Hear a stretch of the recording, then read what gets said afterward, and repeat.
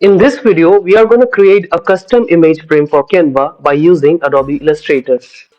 Open your downloaded shadow image file in Adobe Illustrator, increase the size, go to Object, select Image Trace, Trace and Expand, right-click and ungroup this image, delete all the unwanted white parts from this image. Now you can see image doesn't have any background and it's converted into a vector. Now export this file as PDF. Now switch to Canva. Click on this upload icon right over here. Now drag and drop your saved PDF into Canva and click OK. Processing is gonna take time, so have patience. Now we are done. Click on this image and press delete on your keyboard. Now we have got the image frame. To add images,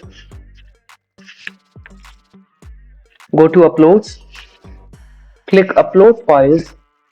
Now you can add any file of your choice. Open this one. This sunset pic is looking nice. Let's try with another one. But previous one was better. So I'm gonna change this. Now we gotta add background to this image frame. Go to elements, select square, change its color, darken this blue color.